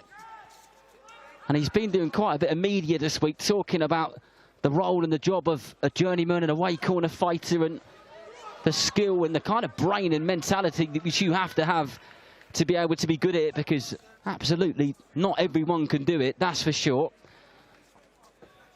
And Flood looking composed and just trying to gauge his distance at the moment, Zach. Yeah, he is. He's come straight out on the front foot, and he's got Darby on the back foot, but like you said, Darby's only been stopped. Is it the once, did you say, Darren? Only once in those 37 defeats. Yeah, so Bobby's come here. Is he going to want to make a statement and get him out of there? I don't know, but listen, with the amateur pedigree that he's got, he's clearly very, very talented, and that was some debut that he had, so he's going to want to make a massive impression here tonight. Flood trained by Swifty, Stephen Smith, of course, singing his praises, but everyone was singing his praises even before he put on a pair of professional boxing gloves for the very first time. You hear it quite a lot. It's actually quite rare that you see a product where everybody goes, yep, okay, agree with that. He is exciting, he is this, he is that. And they're all the kind of things which Flood will want people to be saying about him. Yeah, they are, and Stephen, he's not going to waste his time with someone who's not dedicated to the sport and not a true professional, and Bobby must be the full package if Stephen wants to work with him like he is. And you know, the knowledge that he's got from him and all his brothers who will be around the gym and stuff like that, it's second to none. It's great for Bobby, you know, such a young lad so early on in his career, shall I say, and it's great to have that experience in your corner. And he's come out here very composed. I'd like to see him just let his hands go a little bit more, but you've got to stay switched on because Darby's looping them left hands over the top like that. Well, bang on, success absolutely breeds success. Flood just stalking Darby around the ring here, and Darby goes by the nickname of the Invisible Man, and you can see why, because he's pretty fluent on those feet of his, and he's good at getting out of the danger zone when he needs to, but the hand speed of Flood is rapid. Yeah, and he throws a brilliant short right hand, Zach. He does, and he looped that uppercut then, and it ended up hitting him in Darby in the edge, you know, because of the way he's dipping down to his left, being in that southpaw stance. But I can understand why they call him the Invisible Man. I don't think he stopped moving, Darren. It's exactly the sort of opponent which Flood needs. Yeah, it is, but it can also be the opponent where it's very frustrating because they're not setting, you're not allowing yourself to set, they're not letting Bobby set, you know, where every time he stops, he moves again. So, as you can see there, Bobby steps back, it's frustrating work. But that was the right thing to do, wasn't it? Because you can see he's doing some problem solving in real time, isn't he? Yeah, but I like that then as he come in, he's trying to catch him as Darby's launching his attack, so that might be the best thing to do at the minute, shall I say. Well, I was going to say that, I mean, in an ideal world for Flood, it's going to be about trying to cut the ring off. Yeah. But Darby knows that trick, doesn't he? Of course he does. He's too good at that. So if it isn't cutting the ring off, how does he get his shots off against the Invisible Man? I think how we done it then, you know, when Darby does look to launch an attack, he's going to have to time him. As Darby's launching an attack, he's going to have to be ready, Bobby, and time him on the way, you know, or maybe step back and get his own shots off. Or if he does start to get him tired, you know, because he's putting that pressure on Darby, he's going to be doing a lot of moving. There's going to be a point where he's going to look to get the grab or get an hold, so let his hands go before Darby can maybe get that, or just put the pressure on him, keep putting the pressure on him. I know it's only 6 rounds, so we might see it through, but I think it's going to be a frustrating night because the Invisible Man's not going to stop moving. Well, in 198 rounds of boxing prior to the opening bell, as we said, only one person has managed to pin him down and get him out of there, Derby. So if Flood does manage to do that, he would have done a very good job indeed. But both fighters straight back to doing what they were doing in the opening round. And Flood doing a good job of cutting off that ring. But he's got a skilled operator in his hands who gets through with a straight left hand. And there's that uppercut again, which Zach Miller had picked up on.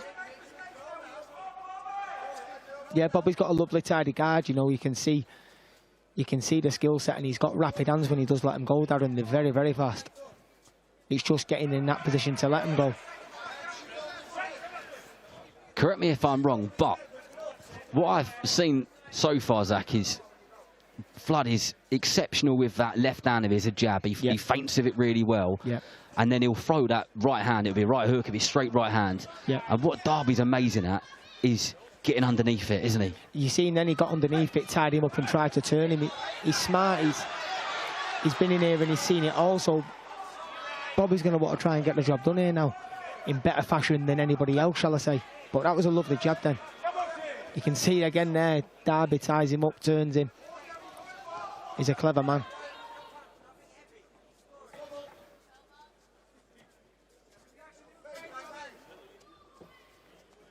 Derby just on the outskirts of the ring, and I think that's exactly what he'll do for the duration of his fight, well, as much as he's allowed to do anyway. Yeah, then he looks like he's not going to throw, and then he'll sling that left hand in. And then immediately after, he'll try and get the grab. So Bobby can't get anything off himself.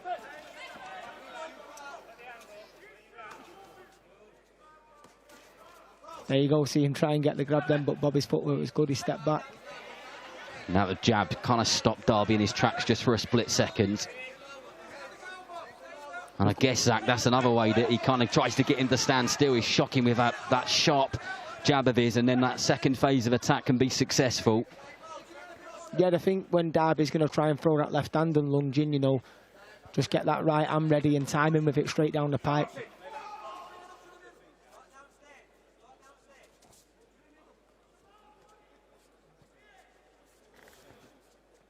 Yeah, 10-time Irish national champion in the amateurs was Flood. Exceptional ability, bags of it. That's brilliant, isn't it, Darren? 10-time national champion. He's one of those names that you heard a long time ago, because you hear little whispers and echoes of who's on the way up and who's going to be doing what, yeah, and who to be excited about, and Flood was always one of those. Yeah, and I think it's brilliant how you can, when he was saying his name, you know, announcing the name, the ring announcer tribe, but you can hear a few, he's brought a few over from Ireland, and it's great to see. They've come over here, they know he's not in a big fight, he's not in a massive fight, but they're still coming to support him, which is fantastic, and you need that early on in your career. But it wasn't that long ago that we were in Dublin doing his debut, and here he is, what, 5-6 weeks later. I can't quite remember the date off the top of my head, but it wasn't that long ago, less than a couple of months, I think. Yeah. How important is that for a young fighter to be out and just be turning over like that and getting as much activity in as possible? Yeah, you need it, and I think it's fantastic how he's doing it. He's on the big stage and he's doing it, you know, he's getting under the big lights in the big arenas as well on the big shows, so it's even better, you know, he's not doing it on the small hall scene, he's coming to the big shows, he's performing, and then he gets to watch a night of fantastic boxing, which I hope he stays behind tonight and watches, because it's going to be a top night. I was speaking to Buddy McGirt earlier on. Now, everybody in the boxing fraternity will know Buddy McGirt. And he said, normally I don't stay for the main event, so I do the corner for my fighter and then I go. I've been around boxing a long time. But he said tonight, different ball game entirely. Yeah, I think you've got to be in here tonight for that one. It's a sellout. I think it's 23,500 this co-op holds. It's going to be absolutely booming. The corner of Derby just encourage him to keep moving, keep making life difficult, keep changing direction, keep changing the angle non-stop. Bobby landed that right hand then, what I was asking for, you know, the way he timed in with it, but it's an hard night's work with this Derby because he's just not staying still. You can see how only one person has ever managed to get him out before the sound of the final bell, can't you? Because he is a tricky customer to pin down. Yeah, of course, and he's going to want to take as least punishment as he can every week. He's not called the Invisible Man for nothing, like we said, and you never know, he could be out next week, the week after again. As long as he's not taking much punishment, he'll be back out. And as a journeyman, that's what you want. But Bobby's staying professional. He's not losing his rag. He's not getting impatient. He's trying to stick to his boxing, and it's hard to do when you're in with somewhere like Derby. It is very hard to do. It's a really good point, well made, that is, Zach, because there's plenty of fighters who get frustrated, lose their head and think, well, hang on a minute, my last fight didn't go like this, I need to do that again. But he's not. He's just showing maturity here, isn't he? Yeah, and accepting this is the fight that he's fighting, and he's going to do what he can do. Yeah, Nathan Darby's the man in front of him, and he's got to do what he's got to do to beat him. That was a better shot to the body then. It was a good body shot. Yeah, it was. Because Darby stood with his heels on the ground for a moment, which is quite rare for him. Yeah, it was very sharp. But like we said, he's staying composed, he's being professional and sticking to what he needs to do. Because if he did start to rush it and try and push the pace, he might start to make his own mistakes and lose his shape, but he's not. He's staying professional, Bobby.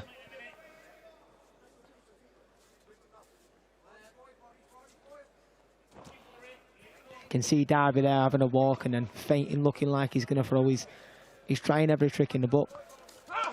Lovely body shot on the way, and that's where he needs to be timing the shots. That's where the success is coming, isn't it? Yeah. He's just landing those little hooks and uppercuts under the elbows of Darby. And you saw Darby take a big, deep breath after that one. He sunk it right in, did Flood. Yeah, he did, and they're very sharp, so there's definitely something behind him as well.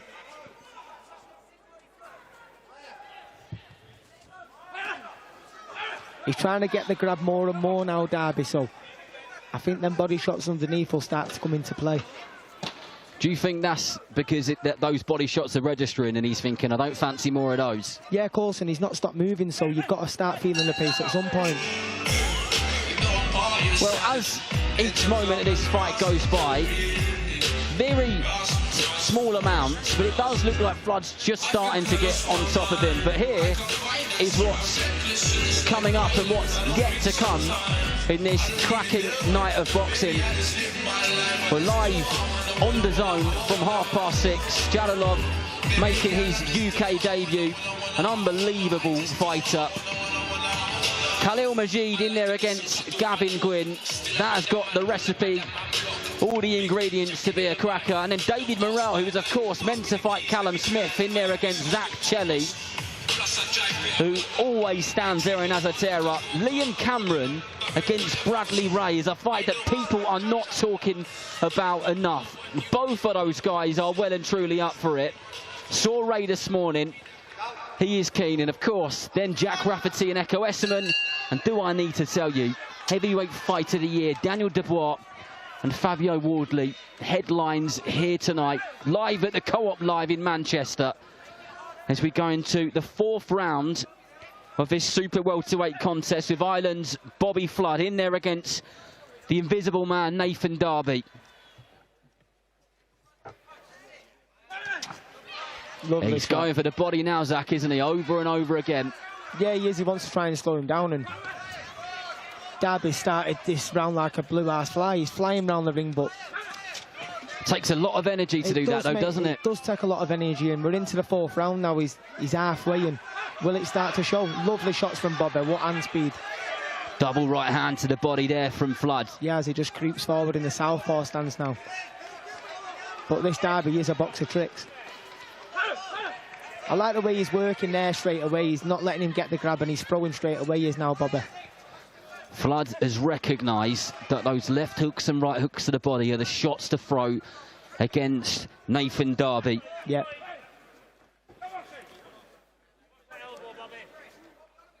Even when Darby does get the grab, Bobby's looking to throw now, just hit him anywhere.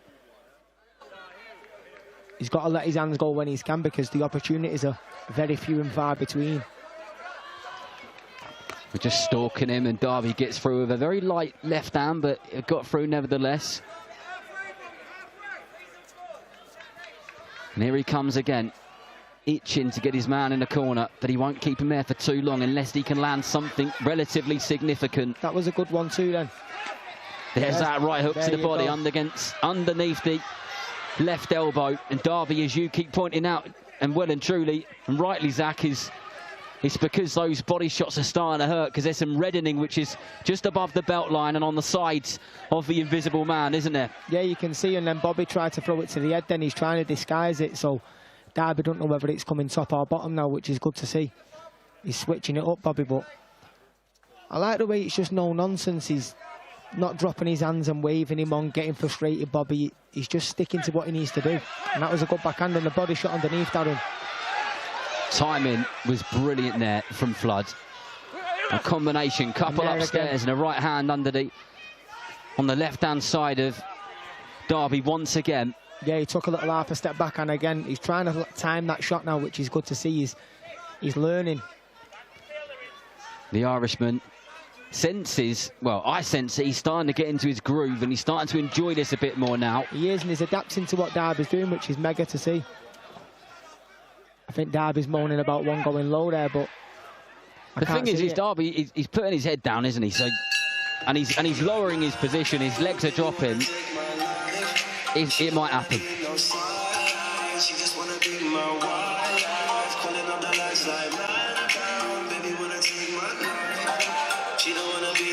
Well, there we go, done and dusted. Done and dusted, Darren. I think Bobby will be glad to get the 4 rounds under his belt there tonight. Well, if he had another couple of rounds, then he might have got him eventually. But Darren, it was a solid performance. He stayed professional and got what he needed to do done.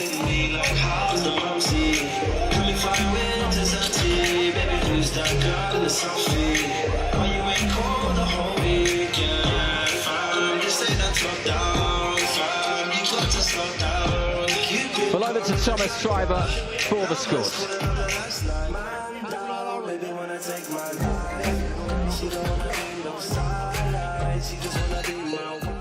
Ladies and gentlemen, after 4 rounds of boxing, our referee in charge, Howard Foster, scores the contest 40-36 for your winner, and still undefeated, Bobby Flash Flood.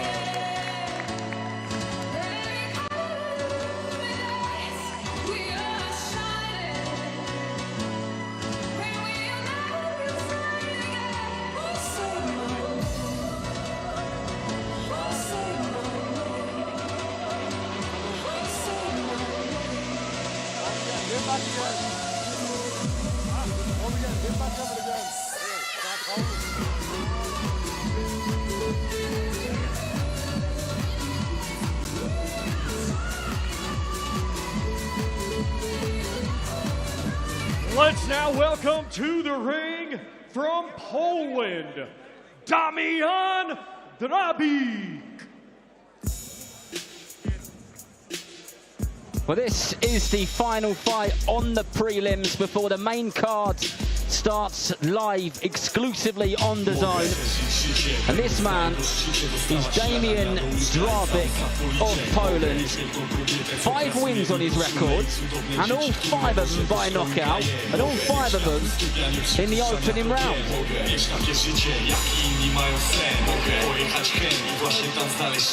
And now let's welcome to the ring, Javohir Umataliev.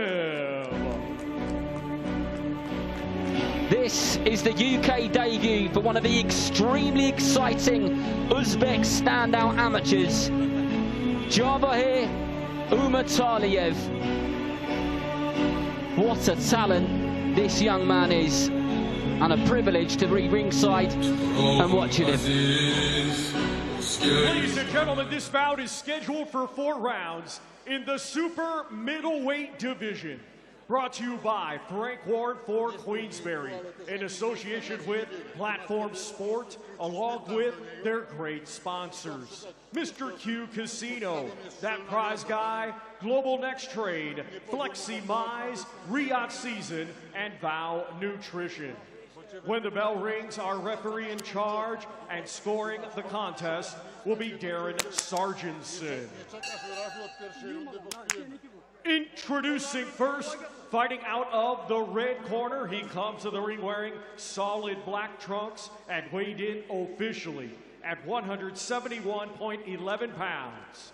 Coming to us from Tychy, Poland, he brings a professional record of 5 wins, 2 defeats.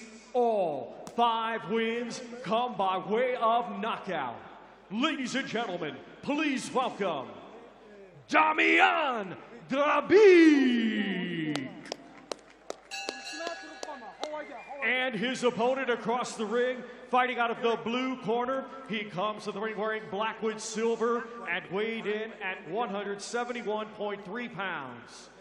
Hailing from Tashkent, Uzbekistan, he had a stellar amateur career, becoming a 2025 World Youth Champion, and now as a professional, undefeated with 1 victory. Ladies and gentlemen, here is Javohir Umataliev.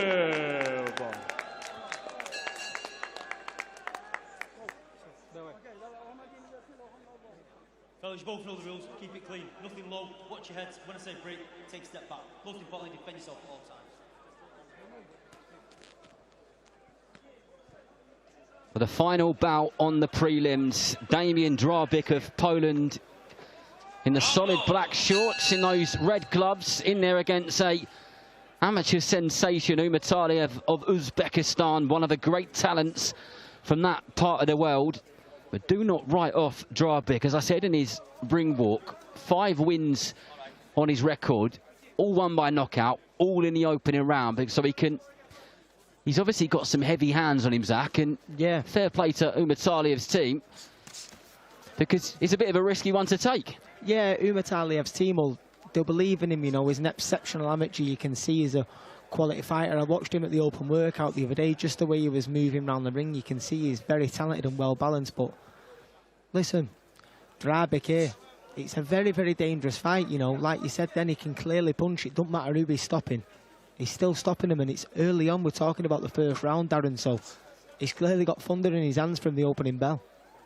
We talk about the amateur stars and hearing names, and we spoke about it with Bobby Flood, and had a conversation with a good friend of mine, a fellow commentator, Andy Clark, about Umataliev, who covered pretty much every single one of his fights in major competitions when he was coming up, and he spoke incredibly highly of him and what a talent he is. And this is fight number 2 for him on the pro side of the game.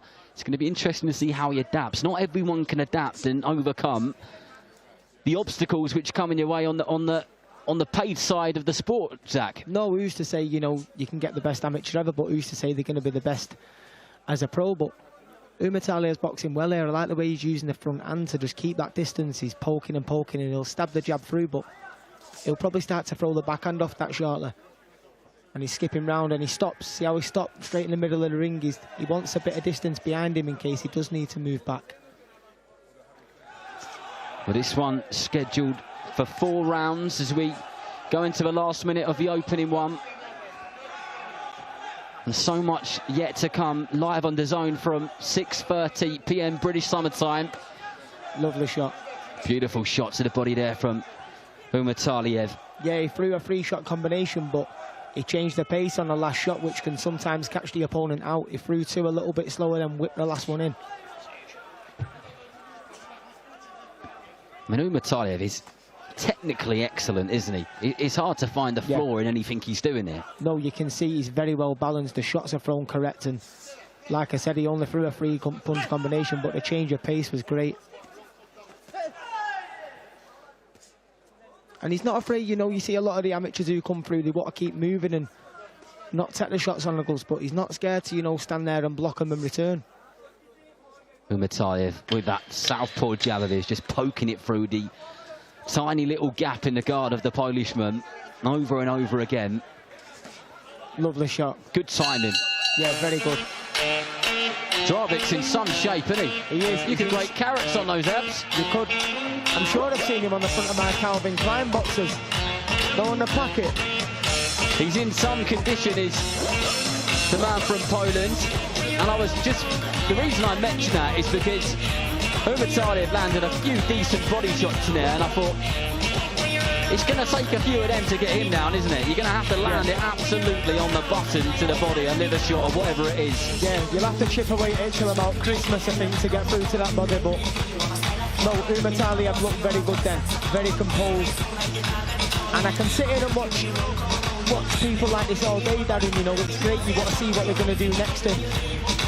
It's a top quality fighter, and you can see that. I've only seen one round there, but the way he's composed in the amateur pedigree, you can see that. And listen, all from that side of the world there, they're tough. Unbelievable boxing talent in that part of the world, as you rightly said there. Drabic straight out on the front foot, not wasting any time at all. No. I don't know what your Polish is like, but I'm not sure what the corner said to him. But Umataliev doing exactly what he did in the opening round in that southpaw stance, trying to control the fight with a jab, which he does well. Yeah, I think Umataliev, the more Drabic will throw, he will find the gaps.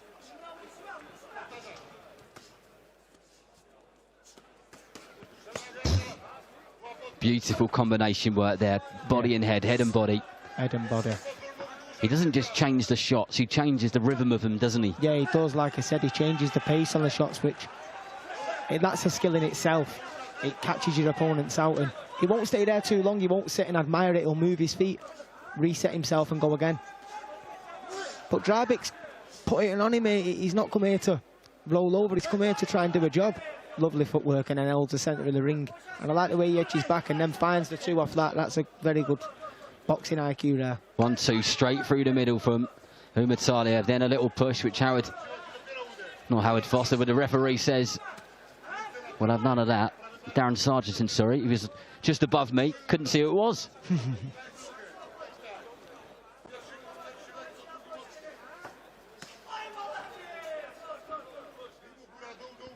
This is where, I mean, anything can happen at any time.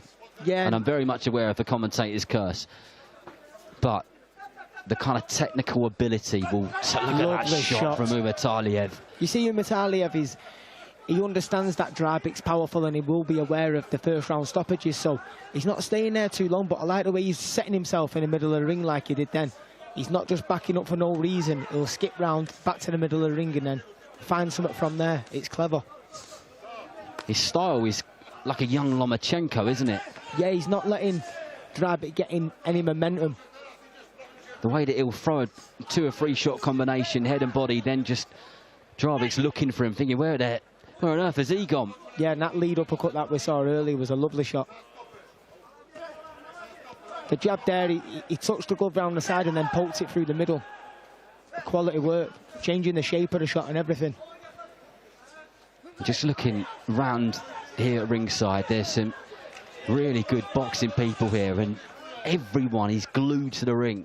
And as you said, Zach, you could sit here and watch this style and the technical ability all night, couldn't you? Over and over and over again. Just looking at Luke Littler, right opposite us at ringside, who likes his boxing a bit. He's got a couple of mates who are pros. Yeah. He hasn't taken his eyes off of it. No, he's got a big smile on his face. He'll know a good boxer when he sees one, and that was great a shot there from Umataliev right at the end of the round, and that was a shot which was coming, and I don't think Drabic's going to make the count here. No chance, Darren. Lovely. And it was one of those shots, it didn't look like it was heavy, but because he throws it with technical excellence, it's just perfect, impeccable. It lands right. That was a lovely shot to end the fight. I'm glad to be here, Darren, and I've commentated on that. That was really, really good from Umataliev. I can't wait to see him again. He's a young man who's been hyped up on the lead up to this. His UK debut, and he did not disappoint. There was a little bit of everything. Drabic furious with himself. You can't see him on your screens, but he's just absolutely furious. His body language says it all, but he was in there with a future great. He was, and that was a fantastic performance, and he sealed the deal. He sealed the deal. We'll be definitely seeing him again, Darren. Plenty to like there, and Jarvik shouldn't beat himself up over that. Definitely not, because the guy he was in there with was technically exceptional, Darren. That's the word. That is the word. Well, Darren Sargentson will call the fighters to the middle. Thomas Schreiber has the official time, so we shall head to him now.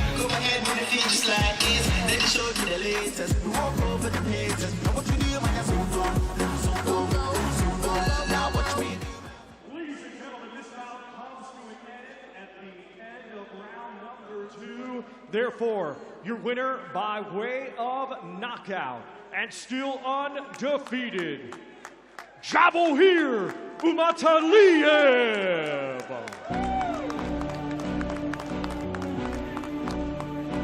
Wonderful stuff there from Umataliev. His future looks bright, but the future of the evening continues live on DAZN from 6:30, and it will be topped by Daniel Dubois and Fabio Wardley.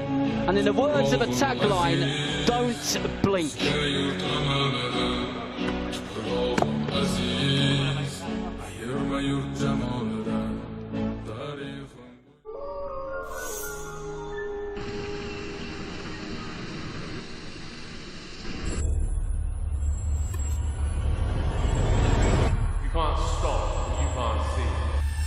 Don't let your guard down.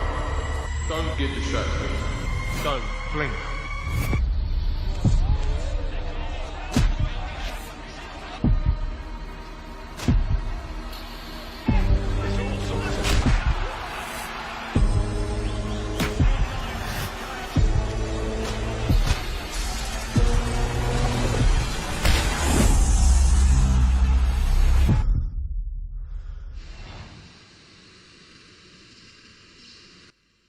I told you, don't blink.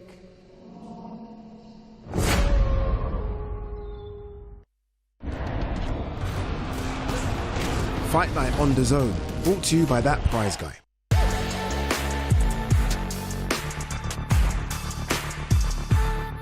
Hiya, can I get a Big Mac? 100% chicken breast. Crispy sauce. Don't betray me, Jane. Don't betray me. Madam! Step away from the McCrispy. But you always get the Big Mac. Don't betray me. Get the Big Mac. McCrispy! Can I get a McCrispy, please? McCrispy?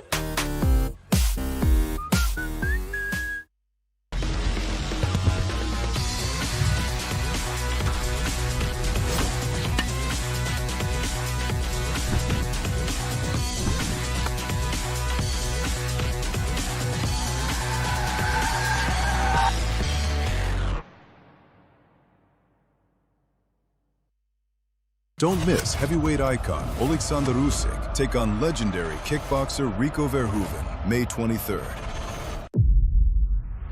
Introducing the casino you love to hate, Mr. Q.